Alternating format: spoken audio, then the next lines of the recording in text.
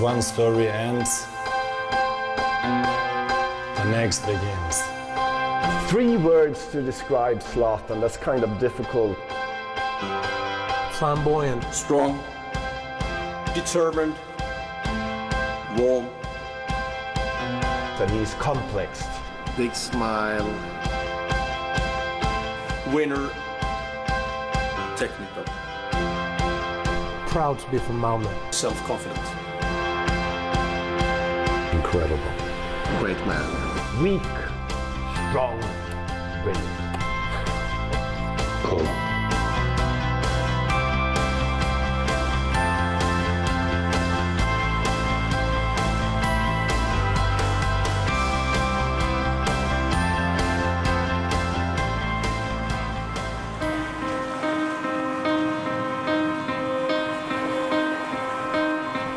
Malmö, the third largest metropolis in Sweden, vibrant and cosmopolitan, with an economy that's regenerated in recent times.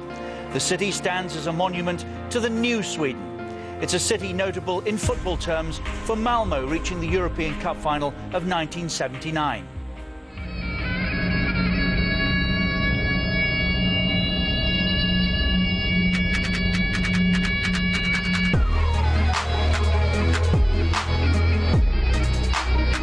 Within Malmö lies Rosengård. This area has a million stories to tell, but one in particular stands out. This is where Sweden's greatest footballer was brought up, where his first steps on a path to greatness were taken. This is the story of Zlatan, of who he is, of what he is, and of where he came from.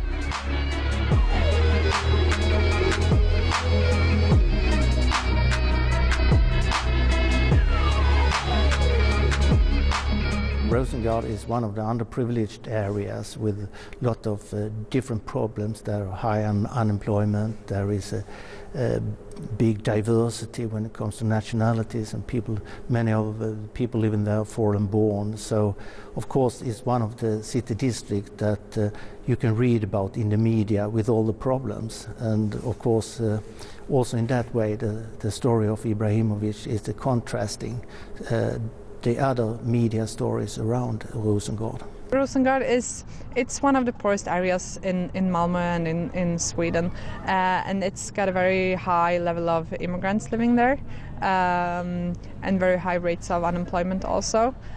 So I mean, socially it's one of the hardest or most complicated areas to live in. There's several different parts of Rosengård. And the part where he came from is not the worst one, by far, but still it's bad enough if you have a low social status and maybe no education. Zlatan himself has not much of an education, so he makes his success through his skills with his feet and his talent for seeing what the game should be like. Här var jag bor nu just nu, det är hur trevligt som helst. Jag stormtrivs här faktiskt. Alla känner alla här. När man går på gatan kan man bara stanna till vid någon, kvittar hur gammal hon eller han är. Så snackar man med den personen. Till exempel jag kan gå ut på balkongen och kasta ner en 20-lapp till en av småungarna, gå och handla mjölk. Springer de iväg och handlar mjölk, kommer tillbaka. Så det är på många sätt man kan förklara varför man trivs med. There's, I think, in every city there is a environment who is not so good at each other, but there are quite a lot of areas in Rosengård which is really good and really good people and so on. So you shouldn't mark it, I think, as a bad environment. Maybe Rosengård is not a ghetto but it's certainly near something like that. And he lived outside Sweden. He lived in the middle of Malmö, but he was 19 years when he first watched Swedish telly for the first time. He didn't know anything about the traditional Swedes. He lived in a very tough neighborhood. You know, later he met guys who said, "Nice to meet you," and things like that. But in the words Zlatan grew up, you have to show, look at me, hey, you know, you have to be tough. And that was, I think, his first lesson. To survive, you have to be tough. He lived first with his mother, with his 5 siblings, and his mother was a cleaning lady, and sometimes he hit him with his wooden spoon, and sometimes his mother hit him so hard that this wooden stone broke, and then he had to go buy another one, as it was his fault that and then the mother, because of certain circumstances, lost custody over him. He moved to his father. När kommer mamma, sa du? Jag vet inte. Du ringde hennes mobil. He loved his father, he loves his mother as well, but back in those days his father was sort of traumatized over the Balkan War. He was drinking heavily, and I think he didn't even see Zlatan. He was just sitting there at the telly, seeing the latest news about the war, and were drinking. So Zlatan was out all day, nicking bicycles, and he was a little thief back then. He is a good bike stealer. He was. When he was young, he stole some bikers and he makes with him. Not that with me, with he used to run good from the cops when he stole bikes, and He was a very fast guy. Yes. Yeah, he must trust on himself, and he learned that from Rosengård, because all the people here in this place trust about themselves, and after that others can do something in the future. He's very important to us because we look after him. He is a good player. Maybe we can say a lot of people in Rosengård, there's Alaska, love Zlatan because he is a special player. When he was asked about the travel that he did from this this problematic Rosengård to buying one of the big villas down by the sea, he was asked what did that travel mean to him. He looked into the camera and he said that Zlatan may leave Rosengård, but Rosengård never leaves Zlatan.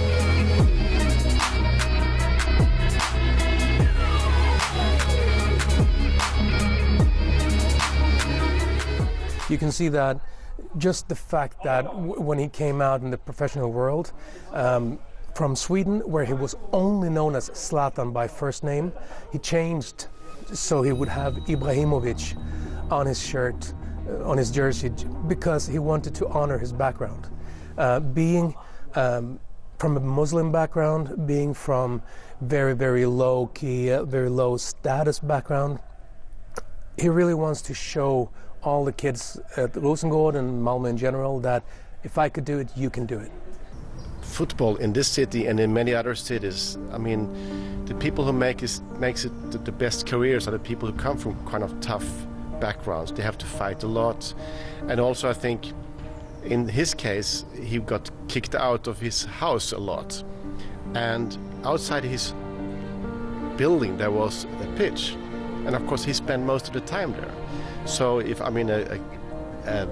he was from a safer family where he could stay at home and watch TV, maybe he wouldn't be out of the pitch so much. So I mean, I think that is a really, I mean, you've been to Rosengård and you see it's actually there is a lot of spaces for young people, especially if you like to play football. It was not easy for him, as I understand it. I mean, obviously you should ask him, but I mean, as we understand it, he had to fight for himself, and it was not that easy neighborhood to be raised in, and that made him fight, and he used the talent he had, I think, and that's what made him the great star he is.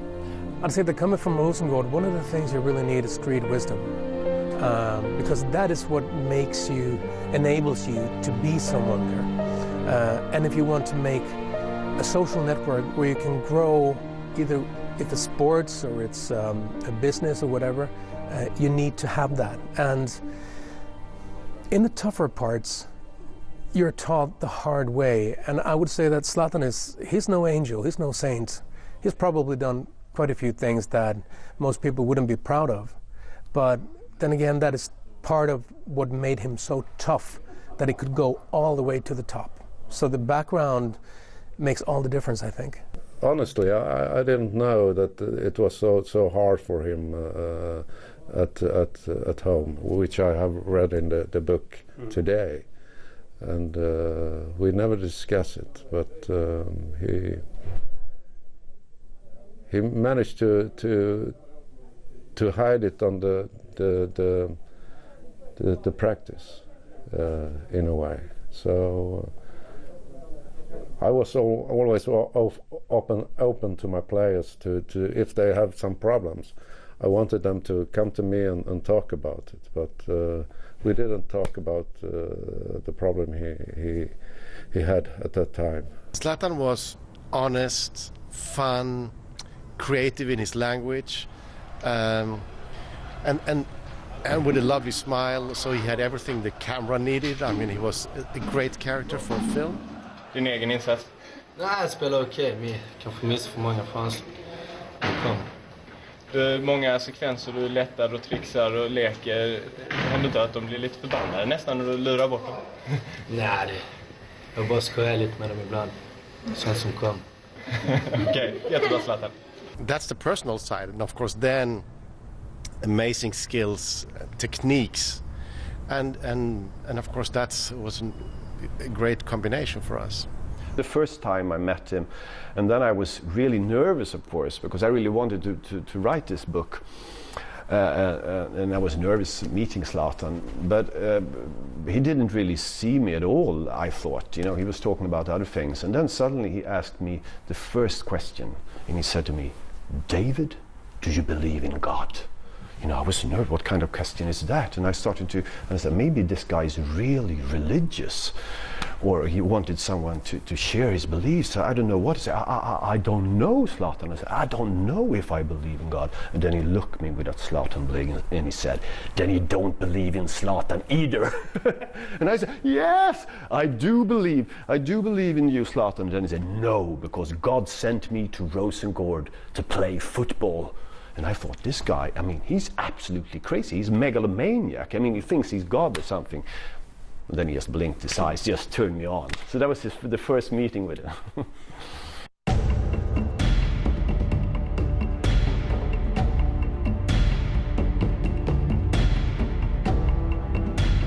His father and mother didn't have any money, you know, he didn't have this nice clothes. He has been talking and writing a lot about coming to the richer areas because he went to a school where there were rich kids and he couldn't buy the same clothes as them. He didn't have the new shoes. His colleagues in the Malmö FF, they have this, you know, football shoes cost 2,000 with kangaroo shin. I mean, he's bought his shoes for 59 crowns, you know, in this food store.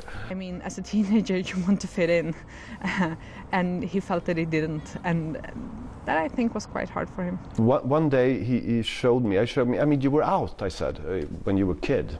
So what was it like when you come home in the evening? He said, come David.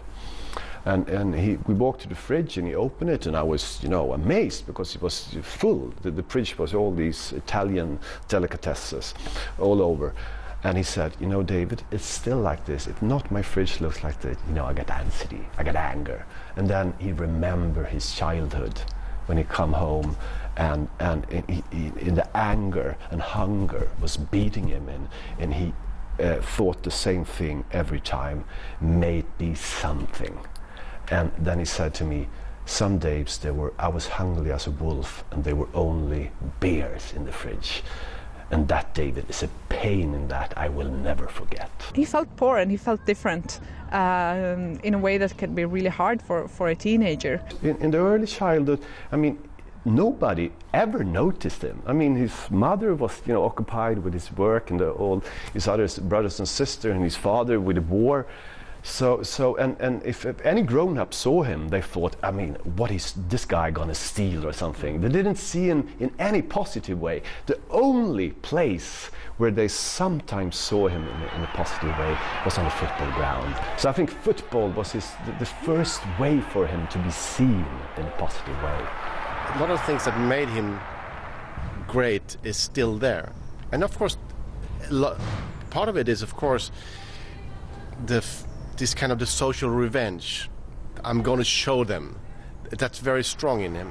And I think that's very strong in others, like Zidane, or you can talk about other big footballers. They have this kind of social revenge too. He's, in one way, he's this tough, very secure guy, but deep inside he's still this insecure kid from the ghetto. So he has this inside, and I think he uses it, this insecurity and this anger that his childhood gave him. You know, this anger, I want to show them. They think that I'm just this little, you know, immigrant kid, but one day I will show them.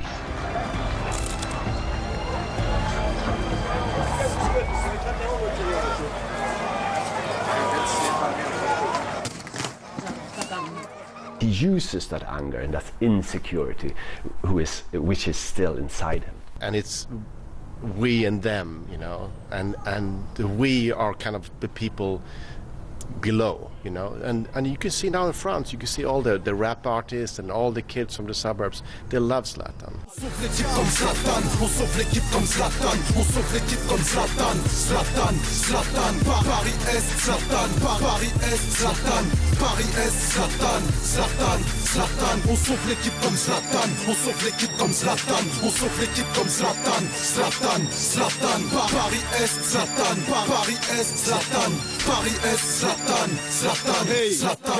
And I think that's really interesting because it's exactly the same feeling here in Sweden. Everybody who has an immigrant background, who has to fight a little bit more to get into this society, they love him because he's their hero. I mean, the middle class, we look down on immigrants, especially people living in this kind of neighborhoods. So even if it's not a Zlatan word, I mean, he felt immediately stigmatized of coming from that background. It's the feeling that you treated him as this little ghetto kid. You know, if you go, I think Zlatan is so nice to be with, but if you pretend to be upper class and, you know, and try to fool him and look down on him, I mean, he remember and he get angry. Otroligt mjuk och fin kille, va? Hans bakgrund gör ju att han kanske har den här mer tuffa och kaxiga attityden. Det är en slags mask eller ett försvar för honom mot han kanske ser angrepp både från höger och vänster. Men vi pratar ju mycket med honom och det är en fantastiskt fin kille, va? Ja, jag känner ibland att jag kan vara lite så kaxig. Men alla har sin kaxighet, men alla har sina gränser. Jag kanske går för långt ibland. Men det är inte så som folk tror, att jag är så kaxig idiot, jag fattar ingenting. Utan jag har mina gränser. Jag kan även vara ödmjuk ibland. Jag väljer oftast vara mest kaxig. För annars kan de trycka ner mig lätt, tycker jag. When the fathers, he had beat a guy in the club, and the fathers wrote this list that Zlatan Ibrahimovic don't belong in Malmö FF. And I think that's incredibly important for him. If you must imagine, he come there to this club with all these middle-class kids, and he didn't have money, he didn't have the right way to talk, and then the fathers wrote a list that he didn't want him in the club. And that was important, of course, and you can deal with this in all kinds of ways. You can just quit. I mean, I don't care about these brats, or you can try to be like them. But he understands that he will fight and show them. And I think that's an important moment in his career.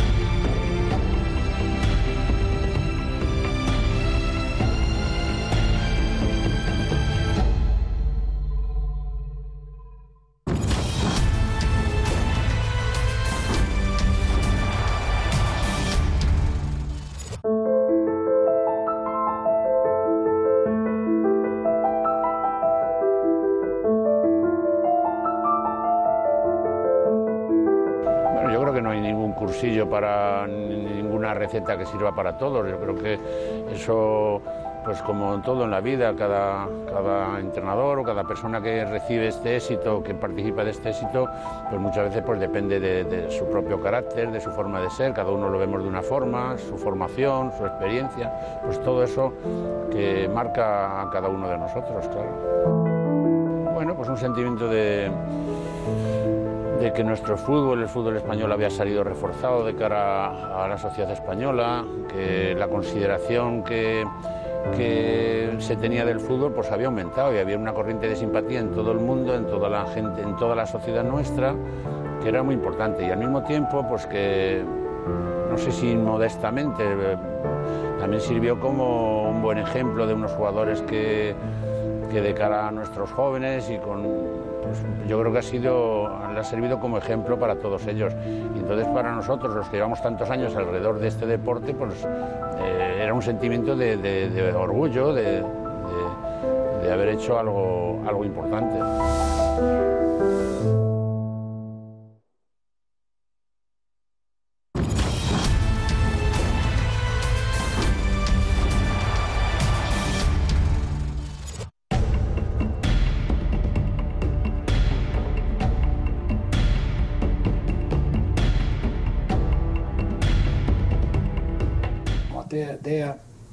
Det är en av de största talangerna, kanske den största jag någonsin har sett komma fram. Han har egentligen allt. He wasn't stand out at that time so much, and he came to Malmö when he was 12, I think, and I was the coach for the under-16 team, and so you work with your players, and then okay, someone could tell you about the player, but I didn't heard about him or have seen him before I got him at the team. I think he was not ready by then. He was not a fantastic talent at very early age. He grew from 15, 16 to 18, 19 very, very fast. And there were actually a few talents that were considered to be better than him in the early days. But 18, 19, he really turned out to be a super talent, and then nothing could stop him. And his mindset was there from very early on, I would say. Jag gillar till exempel dribbla, det vet ju hela Sverige. Jag gillar dribbla. Så ibland istället för att passa dribblar jag. Så visst kan en lagkamrat bli sur, men det är sånt som händer. Det är inget. Utan det är rätt kul. För att det ska vara kul. Och det är kul är det inte långt att spela egentligen. My thoughts about young player is that they are not finished. Like they must work with everything. But he was exceptional technical player, so that I couldn't teach because he was so good at the technical skills. Zlatan was a good player, but not so physical. But he's a fantastic technical. Okay, what's your style of play? Technical. Technical, because you're very big. Yeah, but I have very technical feet.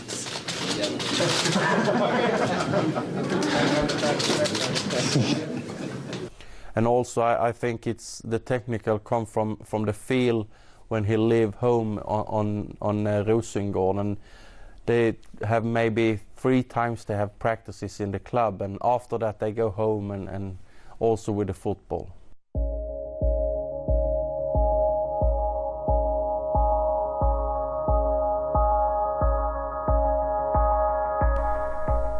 His life was number 1 football, number 2 perhaps school, I don't know, but and family of course, but number 1 was football. So I think he when he could 24/7 he played football wherever it was. If it was outside in the yard, outside their apartments and so on, he played football everywhere. And that's one of the reasons I think he's been a good player, because he has done so many training hours for himself. Then he became so good as he is. He loved football, the best friend in the world. When I think from he was born in 81 and to today it's a family, and the boys in the family and his wife, and after that it's the football.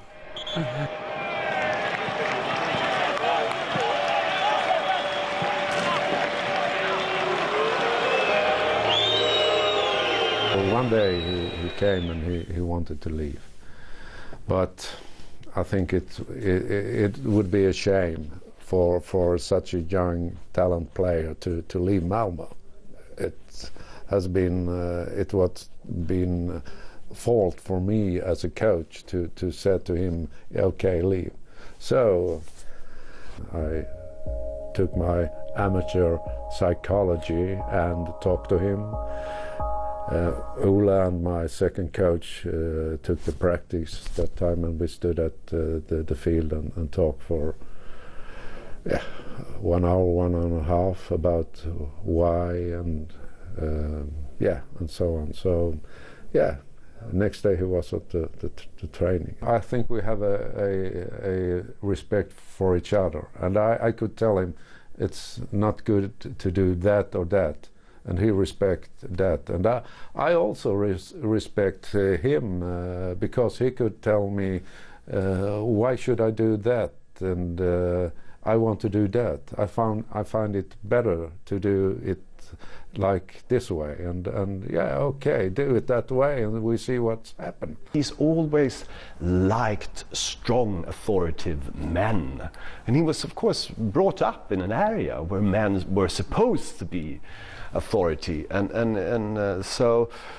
but it's important for him. He likes authoritative, strong men, but to have to see him, And he said, I want to be a strong leader myself, but I want to understand that players have to be different, and they must be allowed to be different. Is that where it went wrong with Guardiola? Yeah. He wanted all the players treated the same? Yes.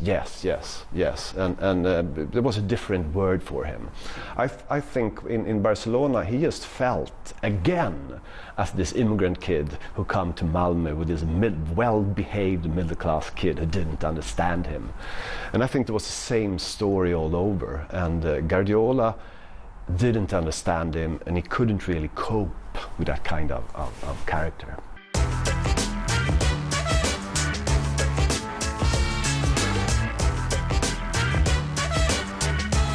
I remember now a game in Italy. We was a training camp. We played Verona at that time, and they come with a under 17, I think, and we were under 16, and we played so well that game. In the first half, I think I played this player Tony Flyger, and in the second half I played Zlatan. And they have a magnificent show, those both players. And Zlatan was incredible at that game. And it ended that before full time, Verona leave the field. So good was we. So that's one of the games. I think it's a very important step for the career for Zlatan. He can go to, I think it's maybe Roma and Arsenal, all when he was 17 or 18. He was 17, let's not forget, and I wanted to give him a trial with the first team, and he turned it down. He said to me, I don't make trials. You take me or you don't take me. I was a young boy, but I had never seen playing. And it shows what Zlatan is about, confidence in his qualities, a kind of charismatic belief, and that explains as well why he made the career he made. But he stayed in the club. He play for Malmö in the second division. And I think it's maybe 15 goals this season when you drop down and come back again to the first division in Sweden. So I think it was a very important step in the career when he stayed in Malmö and played football for the highest level for his career.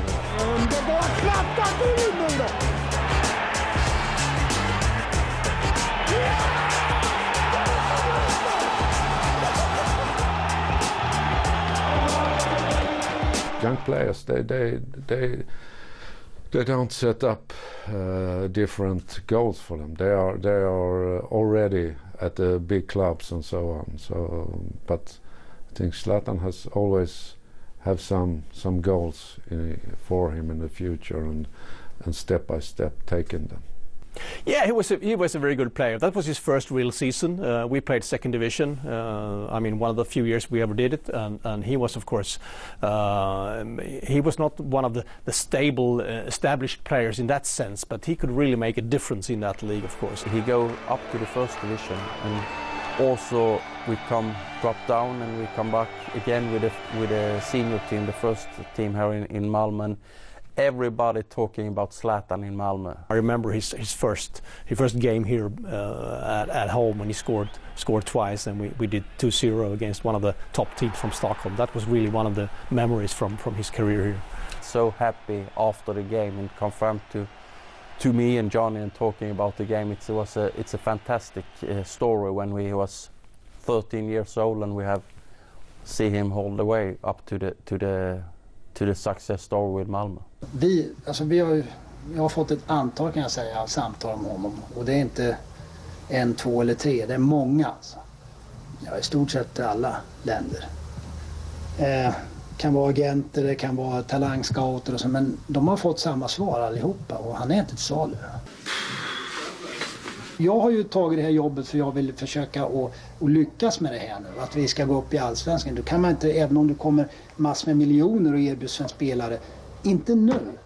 Aldrig. Because we knew we couldn't keep him, so it was not a big issue for us. And of course, we needed the money as well, I think. So it was a good deal for all parties there. There's a funny story from about 2001 or something, when he was just going to be transferred to Amsterdam to play for Ajax, his first professional club. And I was working for Swedish TV4 and made a piece where a small kid won a contest on our website,